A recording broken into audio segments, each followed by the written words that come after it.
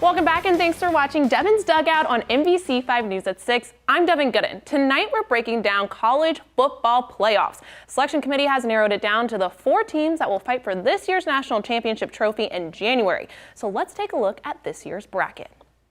On one side we have number 1 Alabama and number 4 Oklahoma.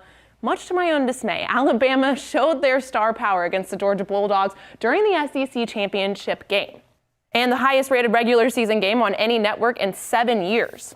Even down by a touchdown heading into the half and suffering a huge hit with their star QB Tua Tagovailoa's injury during the fourth quarter, Jalen Hurts' comeback story against the Dogs is something to be admired and feared. They showed they were a prime candidate for this year's BCS championship trophy, and they aren't going anywhere without a fight, and that's just good football.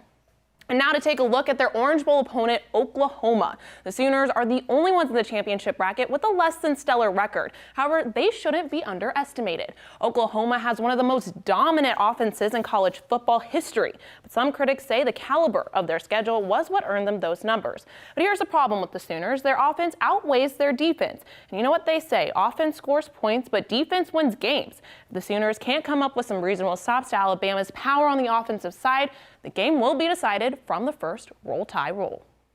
Now on to this year's Cotton Bowl teams. First up, Clemson. This is the 4th consecutive season the Tigers have made the playoffs, but in order to get through to a rematch game with Alabama, they'll have to get through Notre Dame. The Tigers' offense proved themselves after their ACC championship victory over Pittsburgh.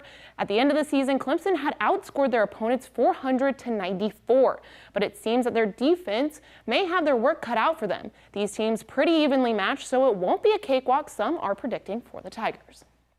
So now on to Notre Dame. Fighting Irish gave up less than 200 passing yards per game, and their scoring defense ranks 9th with 17.3 points per game. Now their defense may be what helps them stay in the game, but their offense is sure to face some challenges against Clemson's aggressive defense. But if the Irish can find a way to keep their running backs actually running, especially senior Dexter Williams, then they may be able to keep the ball moving to score some points. And the Tigers could be in for a surprise and an upset in Texas. Now here's the thing, Alabama has proved time and time again that they are worthy of the trophy. Here's something funny that you may not have noticed when they come up against Clemson as their opponent in the BCS game. In the 2015 battle between Clemson and Alabama, Clemson was ranked number 1 heading into that game, but Alabama claimed the trophy that year with a 45-41 win. Fast forward to next year when the two teams essentially flip-flop for the position of number 1, with Alabama heading into the 2016 game as the top-ranked team. Clemson took that win with a hard-fought 35-31 score. Now, I don't know who's going to end up in the final battle royale for the title of national champion, and it's not for me to say, but I do want to point out that we may have something interesting to look forward to if Clemson and Alabama end up in the ring once more. So here's the deal. If you're watching Devin's Dugout right now, I want you to place your bets. Head to the KOBI-TV NBC5 Facebook page and let me know who you think is going to end up in those final 2 spots. Your opinion may even make it on air. We'll be right back.